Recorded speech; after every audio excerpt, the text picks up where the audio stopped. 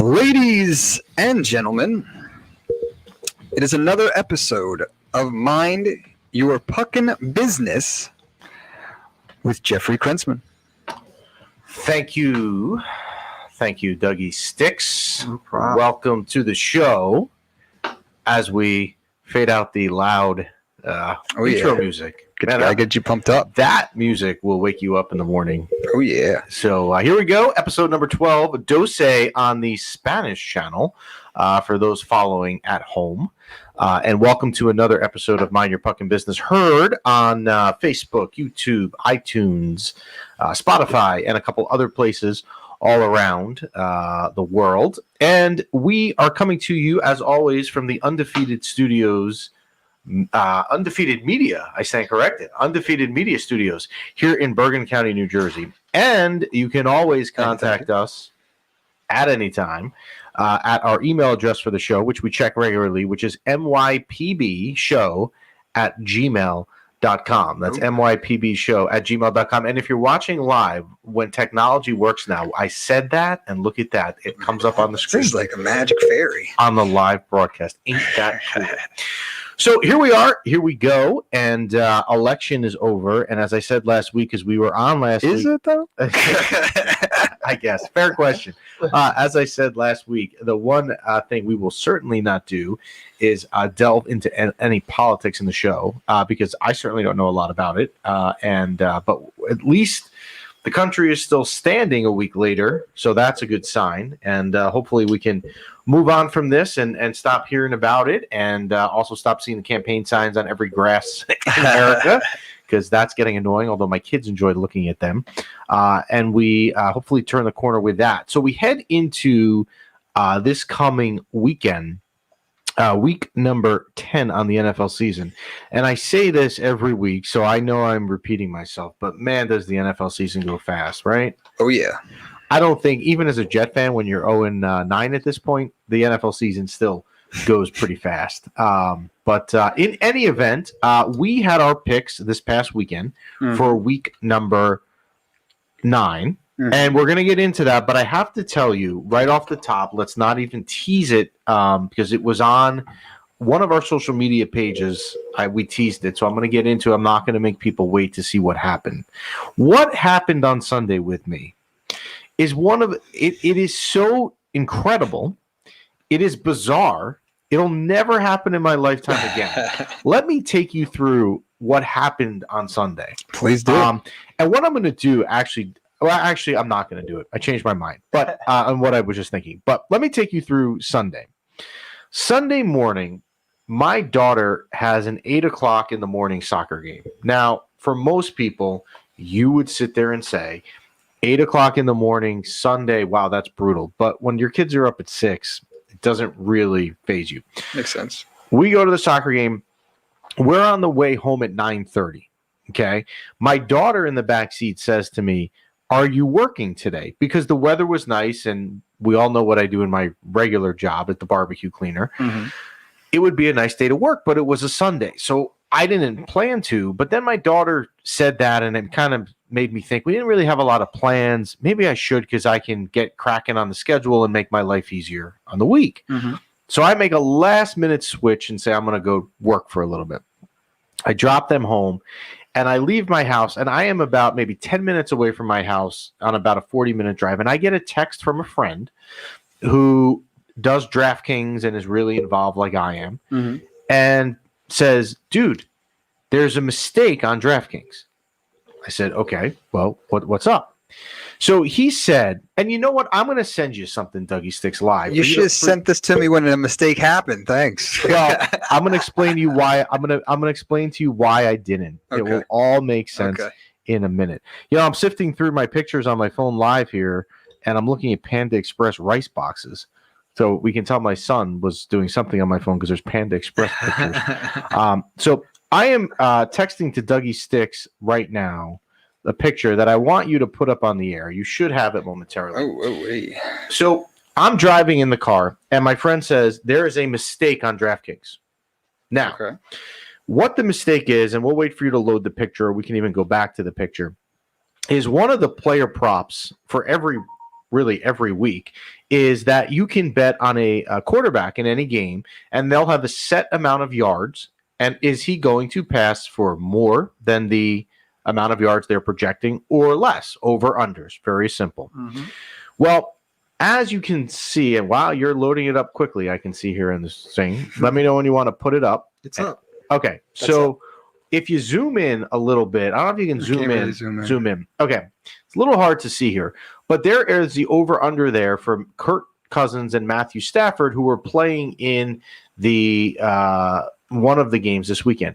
And it has the total amount of passing yards. There we go. Zoom in a little bit. Yep, you can look down, see where it says over 1.5 Kirk Cousins, that and Matt Stafford 1.5. That is saying for, let's say, rookies at home who don't understand how this stuff works, will Kirk Cousins and Matt Stafford each throw for more than 1 yard in the game?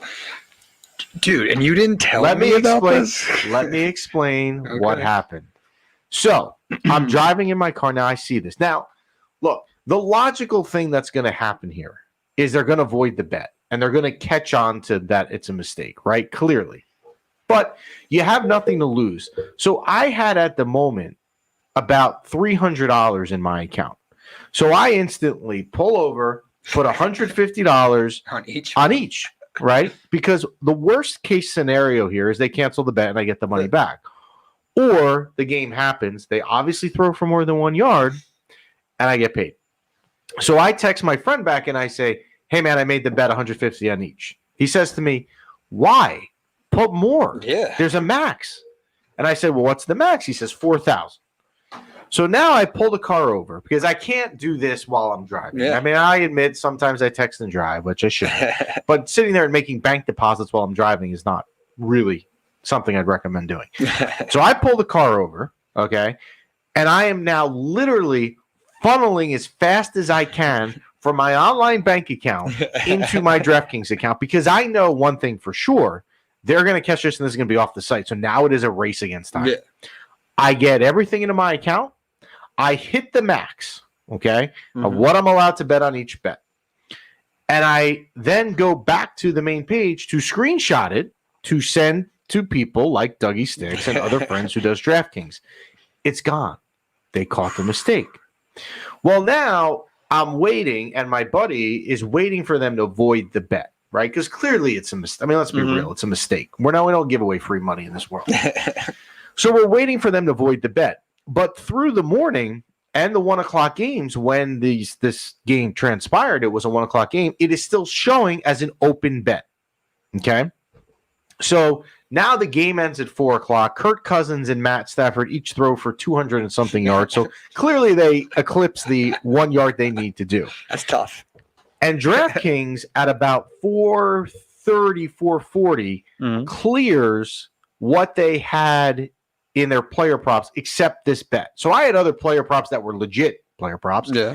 Was cleared. Now I was waiting insanely, hitting refresh to say, let's go. Either you're going to clear it or give me my money back. I need to know what's going on.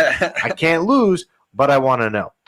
So all through dinner Sunday night, I am like, the four of us are sitting at the table, and all I'm doing basically the whole time is refresh, waiting for it to clear. I get a text at about 6:13 on Sunday night from my friend who told me about it. Holy blank, it cleared. Now I'm like, wait a second. Get the money. Wait a second. So transfer. I can't get onto the app at that moment fast enough, obviously. I'm literally like shaking, right? Because how could this be possible? Here's what happened clearly. Somebody at DraftKings or whoever uploads the stuff for them, clearly made an error and coded this wrong. Yeah. So I go onto my account and they do clear it. It was a very easy $6,000 doing nothing. So we talk about winning the lotto. We talk about luck in life or whatever. This may be, it has to be the weirdest thing I have ever seen. And coincidentally for us, we start a podcast, 2 months ago now, and we focus a lot of our time this time of year in the NFL season on sports gambling, and this happens now. So yeah, It's awesome. it is. And you did max bet. I for did both. the max bet for both. Now, what I tried to do, which was smart, but it didn't happen. I'm impressed that in the moment I thought of this, Okay. but it wouldn't have let me to do this, was I tried to parlay them, because then the payout would have even been higher, right? If you take the two and you say they both need to happen, they both need to be over 1.59. Ooh, and you get double? You would get more, yeah. But it didn't allow you on a player prop to parlay them, which is fine. So single bets at the max, that hit. So that was my weekend. And we'll get into the Pretty awesome weekend. We'll get into the week 9 picks, or the week 10 picks, and the week 9 recap. But nothing is going to top that. Did you make it rain Chick-fil-A on your kids that day? Well, Chick-fil-A is closed on Sundays. Oh. First of all, as we know. What's the second favorite of the family? Well, the Chick-fil-A is actually only the favorite of one of them. Oh. The other one does not like Chick-fil-A. The other, I don't know. No? There's no family favorite? There's no, Doug, that would be easy if there was a family favorite. So we went, speaking of Chick-fil-A, in New Jersey where we tape this show. Mm-hmm. New Jersey has this, and I call it every year, and it's no disrespect to teachers at all. My wife is a teacher. My mother was a teacher. But there's a phantom holiday in New Jersey called Teachers Convention. Yes. Where the kids get off the second Thursday and Friday of every November. Mm-hmm. They get off, and the teachers have and I say this if you're watching the program, quote unquote, convention in Atlantic City that nobody goes to. So really it is like a 4-day weekend. The young teachers go to. Maybe. But if you think about it, are the young teachers in the middle of coronavirus now congregating? No. There's no reason for this holiday. So my wife, who works in New York, does not have this holiday. So Thursday and Friday, they were with me.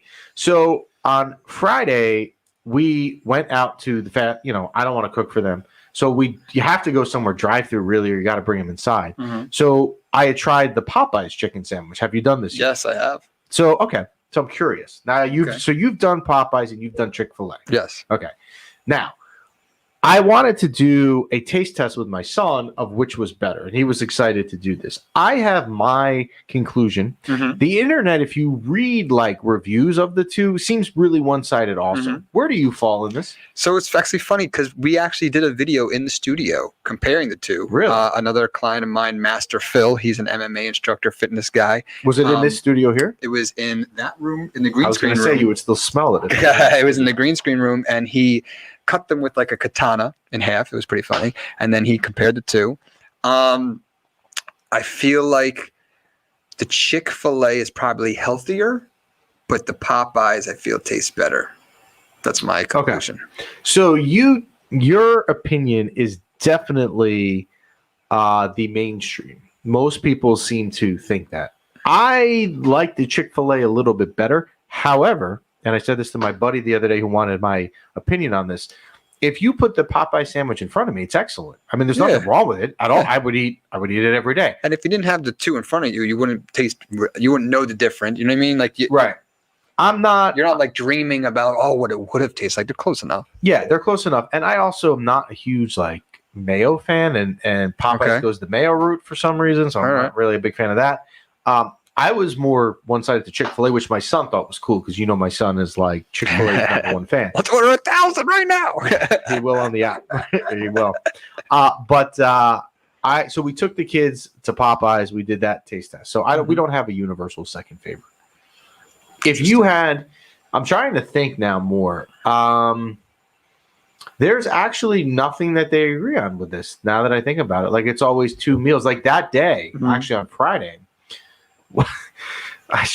Okay, so we leave and get in the car. Mm-hmm. There is a place near us that a chain called Muya. They're a national chain, but there's only like one around here, and it's in like this small town next to us. It's a burger joint, really, and they have it set up with coronavirus where you can order on the website and they bring it out to your car. So it's very convenient.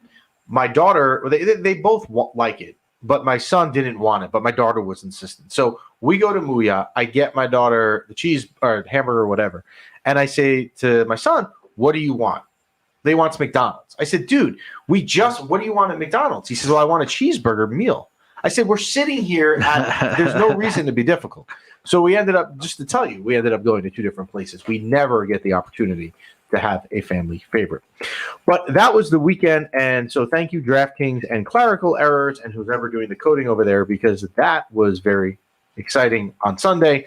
A little bit anxiety-ridden all day to see if the bet was going to clear, but thankfully it did to do that. Now, Week 9 recap. So we went into the week last week, and we were at, 5-3 going into Week 9. 5 winning weeks, 3 losing weeks. This week, we continued our trend with another winning week, and we now are 6-3 on the year. Very nice. But you know what? It's very nice. And if you listen to the show and you follow what we said, you would have made free money. Free money. Right, free money. We gave you free money. But here's what's weird about it. What's weird about it? And I can't kind of solve this. Okay. So there is a pool that I am in every week with you have to pick 5 games and with the spreads. And it's cumulative, all year. It's not like weekly prizes. It's a running tab. So I have, because we pick 5 games on the show, I have copied exactly what we say the 5 games are here is what goes on my computer screen. Nice. You would think 6 out of 9 winning weeks, I would be doing well in the pool. I'm not. What? To the point that my wife, who really doesn't follow football to the level I do, is beating me. And is picking teams based on, I like the Vikings because they're purple. Or I like Buffalo because I went to school up there. So I'm going to pull up the standings here in the league right now. And it's weird to me because I'm at the bottom I'm almost at the bottom. So I am in 33rd place with a cumulative score of 24 right. But my wife is in 7th place at 31. And she is actually only 3 points out of 2nd place out of 43 people. Wow. But if we've been doing so well, how I don't understand. You would think I've literally made the same exact picks on this thing. So how many times is she? How many more games has she beaten us? I have 24 and she has 31. She's up 7 on me. Wow. Yeah. So maybe she'll never do this, but maybe we could get her on one week to do football. Get her picks. secrets. Yes. And she'll tell you, well, you know what? I like the California teams because I like the beach. Yeah. Or I like the Miami Dolphins because my brother went to school down there. Yeah. But I like the show Flipper. Yes, I do. And I like Minnesota because they're purple. And I like Tennessee because I like country music. But I don't know. So anyway, week 9 picks and a recap. Here we go. So last week we had so here's the funny thing. Do you remember last week I said to you that in the 5 games that we're going to pick here today, there were 2 of them that stood out to me? Like I thought really 2 of them came right at me. Yeah. And then 3 of them I was like, well, you know what? I have to I'm really going to pick these teams, but they didn't really jump out at me. Okay. The 2 that jumped out at me, I got wrong. 0-2. And the 3 that I kind of had to really figure out, I got right. So that should tell you don't trust your instinct. Because the 2 that I said we had right was the Kansas City Chiefs giving 10.5 at Carolina.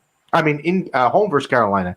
And they won, but they didn't cover. There were parts of that game that looked like game. Yeah, there were parts of that game that looked like they were going to cover and they didn't. But you know what? In gambling, you don't get points from being close. So we lost. And I was big on the Bears getting 6.5 in the aforementioned Tennessee, and they did not. They needed way more points than that. So we went 0-2 there. But I want to tell you something about bad luck with the Chiefs game. And I say all the time on the program, and it's true, that I have the worst fantasy luck imaginable. I am playing this guy this past week who has Christian McCaffrey, who is really was the number 1 overall pick in any draft in the fantasy world this year. Well, Christian McCaffrey got hurt in week 1 and hasn't played. This weekend he came back. So my opponent, of course, has him. Rightly so, puts him in the lineup because Christian McCaffrey's playing, and Christian McCaffrey goes off. Yeah. He is the reason why I lost, because I lost by 10, and Christian McCaffrey had 30-something. Yep. But here's the funny part of the bad luck, just karma. Now he's hurt again. So this dude comes back for 1 week to screw me only, knock me out of first place, and now he's done it. Oh, man. So I played against him too, but the person I played against him benched him. Wow. But I still lost. That's amazing. Fantasy is amazing. Yep. So we were 0-2 on those picks. And then we had, you and I actually, let's go right at this, because you and I disagreed on this game last week, which was the Bills getting 2.5 home versus Seattle. I know you were big on Seattle. I went with Buffalo. And you had a legit argument, as did everyone. But Buffalo, I mean, that game was what, 44-34? Yeah, I'm looking Buffalo, right now. there was not a lot of defense, clearly. Yeah. Seattle left their defense on the plane, I think, when they landed in the airport in Buffalo. The Falcons -4 at home versus Denver. We hit the Falcons in typical Falcons fashion, almost blew this game. They had a massive lead, and when I looked at late in the fourth or the middle of the fourth quarter, they were up 7, and I said, "Watch these morons either blow this game, or we're gonna lose our cover on them. Like they'll win by 2." Mm-hmm. They held on and won, so we got that. And the other one, we had Minnesota giving a few points to Detroit, and they ended up blowing Detroit out. So 3-2 on the week is equivalent to another winning week, and that means we are now 6-3 on the year. Nice job. Once again, 6-3 on the year. All right, so week 10 picks. Wait. You're gonna go ahead when you're not even gonna address. You're not even gonna address the Jet game. Okay, we won't. You know what? We won't. You're not even going to address that phenomenon? Like, what? So wasn't the spread like 20 points? The spread moved a lot. When we went on the air last Tuesday, that game had opened at the 7-point favorite for New England. It had moved to last night at kickoff. It had gone up as high as 10 and then dropped to 9.5 at pickup. Why do you think that? At kickoff. Well, because people are smart and they realize the Jets suck. But I didn't. So I didn't. I watched Jess and I last night. Maybe watched one drive, and when it was New England scoring, and I was like, "I'm gonna turn this off. This ain't gonna be fun." I did see the Jets. They got 9.5. They lost by 3. So if you had the Jets, that would be then, if my math is correct, the second time in the 9 games that the Jets won with the spread. That's how bad they are. They are 2-7 now with the spread. The only other game that they didn't win. No, I know they didn't win, but they were getting 9. They won with the spread. With the spread, yeah. The only other time that has happened, if I'm not mistaken, they lost to Buffalo 18-10 a few weeks ago, and we're getting 10 that week. So but they are so bad. And I looked before the show when I got into the studio because I didn't look last night at the Jets. Where were they this week? Because you and I always pick the hometown games, regardless if they're in our 5 or not. And thankfully, they are on a bye. So we have nothing to account for next week for the New York Jets, which is not a bad thing. I don't know how much you saw, but they were winning that game. Like most. Oh, were they? Yeah, that's what I'm saying. How are you not addressing it? Let's see here. Yeah, 17. Oh, they were. 3. So they were up. I'm looking at the studio on the screen. They were up 27-17 going into the 4th. Yeah. Wow. But if you're all right.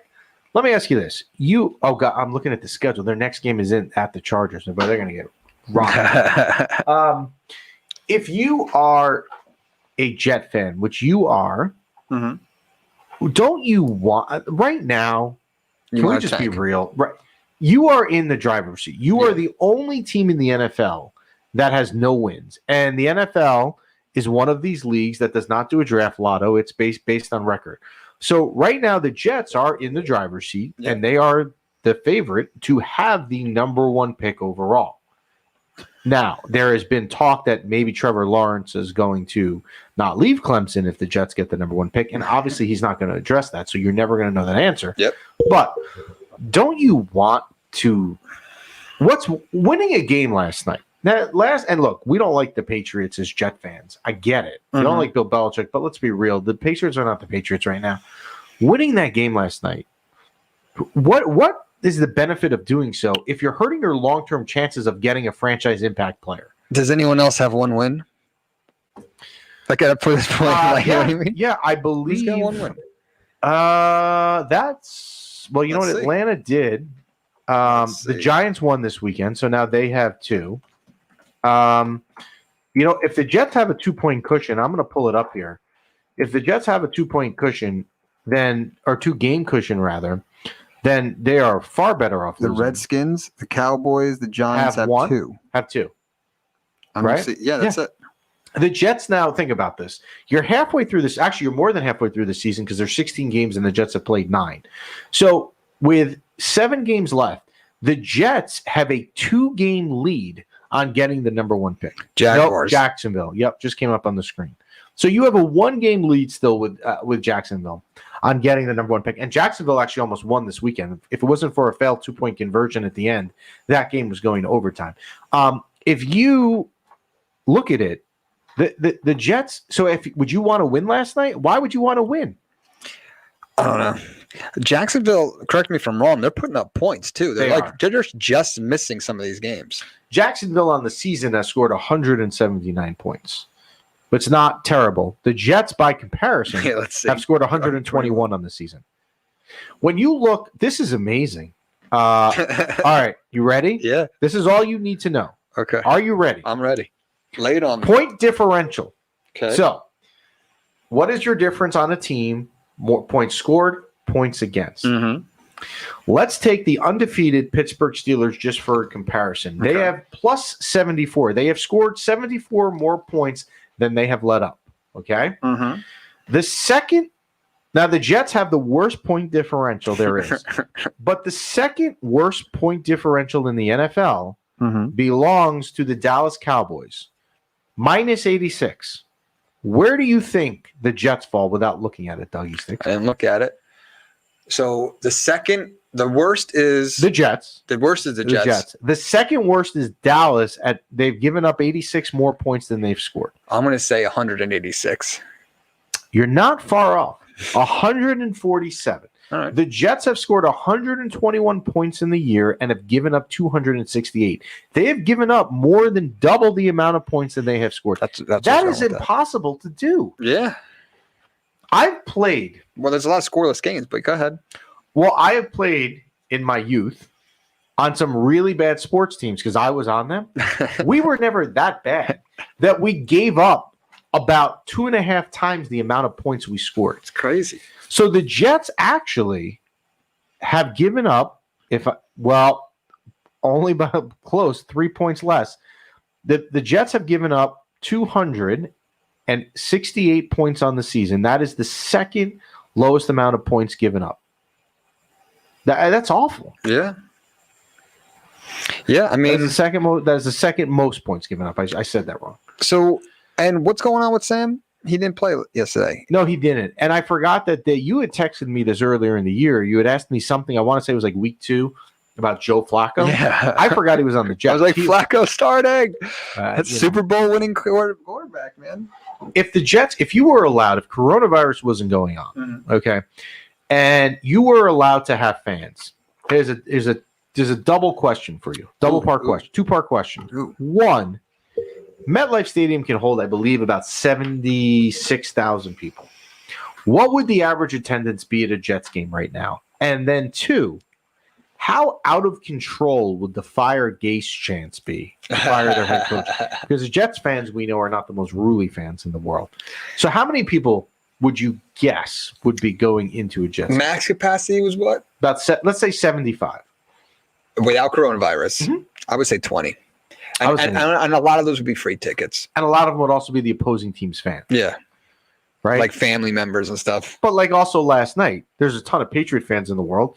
If you're a Patriot fan and you live in this area and there's plenty of them around, you could get tickets for $10 and go see your team. Yeah. And almost guarantee to see your team win, which they did last night, albeit it was close. So yeah, I don't know. I just with the Jets, I don't. Do we know what's going on with him? Like, is he hurt? Sam Darnold? Yeah, is he got corona? I don't know. Like, he definitely is Falco playing better? I mean, he put up 27 points. I don't know. All I know is that if you're the number 3 overall pick and this is what his 4th year, you can't be sitting like this is absurd. And especially since if you should want to win, so you're not the number 1 pick because your replacement's coming. Exactly. You know what? That's a very, very good point, and clearly true, and not something I had thought of. So yeah, if you were him, you would think you have added incentive. So moving on to week 10 in the NFL, as we kind of cross the bridge now into the second half of the NFL season. I am going to stick with my theme. All right. A little bit. And in your head, you're probably like, oh, here we go again. He likes the home team getting points. 3 of my games have that. So I like Carolina getting 6 at home versus Tampa. Tampa looked like complete awfulness on Sunday night versus New Orleans at home, getting blown out 38-3. They're not that bad, but Carolina isn't awful either. They kind of hung with the Chiefs. They've lost some games this year that they've been in. Getting 6 points at home versus Tampa is a lot. I do think Tampa will win this game. They should be favored. But 6 points is a lot to give a team that is playing well, and Tampa is not. So give me Carolina getting 6 at home versus Tampa. Tampa was scoreless. Yeah, I know, right? That was crazy. You know, the over-under on that game was 50. So a buddy who bets on my account had money on the over. Jess and I watched the first half. It was, I want to say it was 28-3 at halftime. So it was 31. So we said, he's definitely going to hit the bet. Yeah. Next morning I looked, it was 38-3. I said, what happened? Nobody scored in the third quarter I saw, and there was like a meaningless score in the fourth, and that was it. That's the game that screwed me in fantasy this week because Kamara, they didn't use Kamara. They didn't, Fournette didn't do anything. And I had Tampa Bay's kicker because my kicker was on bye, so I picked up him and did nothing. One field goal. They did nothing. That's my whole fantasy week right there. So give me Carolina +6 home versus Tampa. I don't like to pick hometown games, but we're going to do that here. And that is the Giants getting 3 at home versus Philly. The Giants won last weekend in Washington. And look, when the Giants played in Philly a month ago on Thursday Night Football, they should have won that game. Philadelphia is not that good. They all play in the worst division in the NFL, in the NFC East. The Giants getting 3, they've been playing better. I don't love Philly. Carson Wentz is not right, and they still have a lot of injuries. Give me the Giants +3 at home versus the Eagles. The other home team I'm going to take getting points is the Monday night game. I don't really like taking Monday night games because then we don't know how we did. But I'm going to take the Bears getting 2.5 at home. The Bears and Vikings, if you look at it in the standings, the Bears are kind of the better team.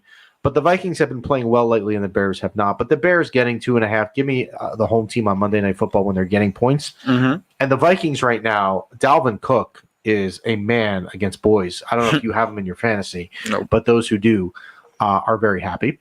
The other 2 games we're going to take, Seattle, you're going to like this because you took Seattle last week, is getting 1.5 at the Rams. Seattle needs to rebound from an awful performance in Buffalo this weekend. And Seattle should be getting their running back, Chris Carson, back. At least we hope he is because he's on my fantasy team. Nice. For selfish reasons there, of course.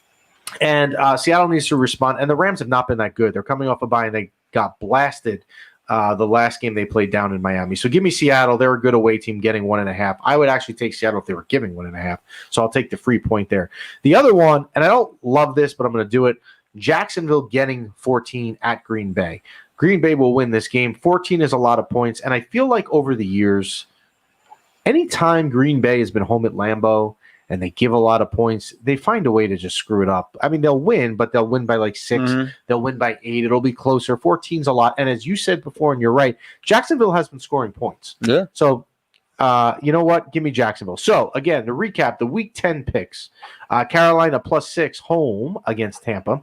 The Giants, who play about 20 minutes from our studio, getting 3 at home versus Philly. Seattle +1.5 on the road at the LA Rams. The Bears getting 2.5 on Monday Night Football at home versus the Minnesota Vikings. And Jacksonville Jaguars +14 away at Lambeau Field. So those are our Week 10 picks. So shifting gears, I had promised that we would take some hockey questions today. Nice. Which I know you're excited about. Always. Because nobody loves to talk hockey more than Dougie Sticks. Yeah, buddy. So let's do that. So the I'm going to focus here. I took a couple Ranger questions out, and I copied and pasted them in. So I'll take a couple Ranger questions before we leave for the day. I'm going to give the first one to you. Yes. You ready? Oh, yeah. You excited? I'm excited. You look it. Yeah. I can tell by the smile on your face. All right. So now as we inch closer to some form of an NHL season, which we don't know what that's going to be, but we do want to believe that they're going to play, the media needs something to write about. And right? You and I need something to talk about. So a lot of outlets or independent people, whoever you want to call it, are now starting to put out their predictions for the coming season. Okay. And what has been done a lot is predictions by division. So if you take the Metropolitan Division where the Rangers play, they will have, the 8 teams in that division and say, here's where we think the order of finish will be. And the Rangers, for the most part, are kind of landing, if you look at most of the predictions, in the 4 or 5 mark. And one of the questions was, why the Rangers, with all of this young talent, why are they falling that low in the preseason prediction? Shouldn't they be higher up? What do you think, Dougie Sticks? Well, I mean, the answer's in the question. They're young talent. They're rookies. You know, they got to get the juices flowing. Thank you. That is your answer, ladies and gentlemen. He will be here all day, folks. Yes, I will. Or actually, he'll be here for a little bit longer. I don't know where he goes after the show. I don't know that I want to know, but he got it right. So the answer why, do not get annoyed, Ranger fans. You have to remember your goalie, Igor Shesterkin, is a young kid. Yeah. He will be very good, but this is going to be his first full season because, again, he didn't make his first NHL start until January 12th this past year. Mm-hmm. So the Rangers are young. Would it probably surprise anyone if they had a really good year and some of the youth develops ahead of schedule? No, I don't think it would surprise anybody at all. But that is why they are young. Be patient, Ranger fans. Yeah. A rebuild does not happen overnight.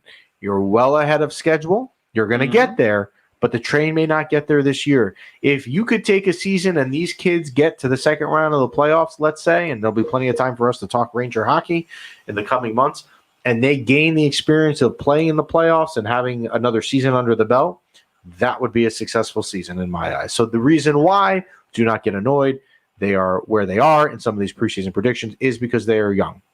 And some of these kids, like Alexis Lafreniere, Vitaly Kravtsov, have never really played in the NHL. Well, obviously, neither. Well, Lafreniere Kravtsov has had limited experience.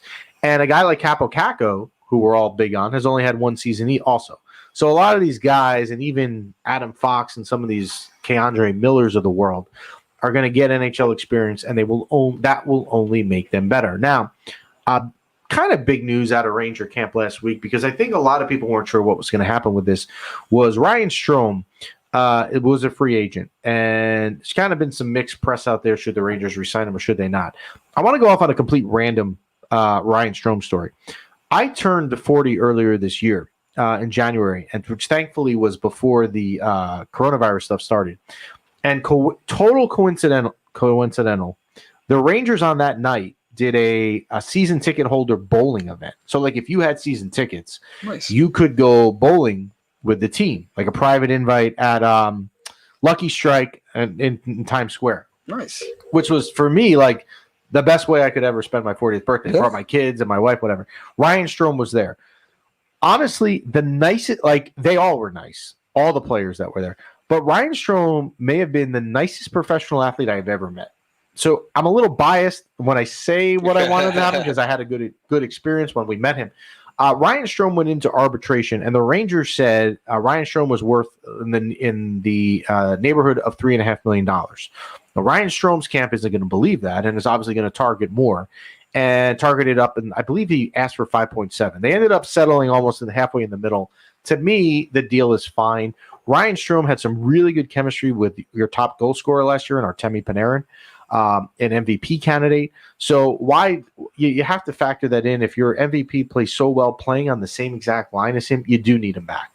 And at that price, it wasn't awful. The Rangers are going to have a lot of cap decisions to make in the coming years, as a lot of these young players that we just talked about are coming off their entry-level contracts because you're going to have to pay them more. But I think right now it's fine. It kind of was on the precipice of being too much money, but it was not. I think it's fine. So Ryan Strome coming back at the price tag that he came back at, totally fine by me. And he will slot into your number 2 center, because the Rangers do, as we've talked about on this program, have some issues with depth at center. So now you know your number 1 center is, of course, Mika Zibanejad. Your number 2 center is going to be Ryan Strome. And your number 3 center is most likely going to be Philip Cheadle, another one of these young kids who's only going to get better. Last question I'm going to take before we say goodbye for the day. What is the likelihood of the season amongst the reports? So there was a report last week, and I don't know that it ever got confirmed out there. But think about it. It does make sense. There are some NHL owners that are saying and are talking to the league, saying we would be better off financially if we just don't have a season than having some makeshift 60-game season in arenas without fans, cancellations because there's going to be coronavirus cases as you have teams traveling across the country all the time, as you can see with the NFL. Mm-hmm. So I don't know. All I'm going to say is we're going to err on the side that hopefully there is some form of season, however that is. I do think the likelihood of them not having a season is slim. I think they're going to figure out it'd be something. a terrible idea on all fronts. I mean, your players are not going to work out. They're not going to get some time out there at all. It's just bad news on all. And then all our rookies are not getting experience. By the time by the time opening day comes for the NHL, which is probably going to be January or February, I would expect you to come in here with your face painted, like New York Rangers. Dude, I'm getting jerseys, man. My jerseys are in the mail. They are. Got it. So those are some Ranger questions for you. As I mentioned earlier in the show, if you want to fire us any other NHL questions, New York Ranger questions, or NFL questions for that matter, or questions about life or what you should order at Dunkin' Donuts, we'll answer anything you want. You can reach us at any time at mypbshow@gmail.com. And again, it shows up right at the screen. Literally, as you say it, how does that happen? I don't know. I don't know. Speaking of Dunkin' Donuts, we all know that I have my DD on the program every week. Thank you very much to the Dunkin' Donuts there that provides that for us every week. But I noticed this morning we are into holiday cups. If we can, wow, the Cheers and holiday season cups are upon us. It is November 10th. Do we really need to go into the holidays yet? No, I'm not ready for it. Especially since, we don't even know what's going on, in our country. I think let alone the school district. Yeah, the school district. I think we need to organize that stuff first before we start putting up Christmas trees. Yes. So I want to say an update, something we talked about last week, because someone had asked me yesterday what was going on with it, and I said I would mention it on the shows to force them to listen today. My car situation. Oh, yes. So I said last week, I'm in between these cars. I'm dealing with this loaner car, and I'm making it uncomfortably difficult for them to give me my new car because I want to keep this $80,000 car that I have outside. I did not hear anything until yesterday. At about 3:00, I got a text from the guy, and he had said, "Hey, your car is now available. When can you pick it up?" So I decided I was not going to write him back till like 9:45 last night when he wasn't there. And I just wrote back, "Let me know what's good for you." And now I have not heard back. So the milking of the 70, you bought yourself 2 days. Yeah, but at least, right? Well, I'm going to say that, hey, I'm not going in stores and all that stuff right now. So we can milk it a little bit longer. Hopefully, I can cross the new year in 7 weeks with this car. Yeah, get them to deliver it to you. You know what? They do that. We got Jess a new car from the same place back in June, and they did that. So I will go down that road, but I'm trying to stall. Once I have to cross the delivery, like I really have no other choice, I am going to do that. Deliver it, and then they have to have someone come and clean it out, wipe it clean for coronavirus. Yes. So it's a whole nother day. Absolutely. You can't use the car for a day. It's in your driveway. Someone has to come clean it. Right. So I got to keep the loaner car until. Exactly. I like the thinking Dougie sticks. I got you. Well, thank you for joining us. Next week, we will. Sounds like we'll have a guest on the show. I think maybe the next 2 weeks we will. So stay tuned for that. Good luck with your Week 10 NFL picks this weekend. Again, you could follow our 5 games that we picked. We're 6-3 on the year. We're doing something right, and hopefully it translates to a winning Week 10 for you all. Take care. Enjoy the rest of your day, and we'll talk to you next week.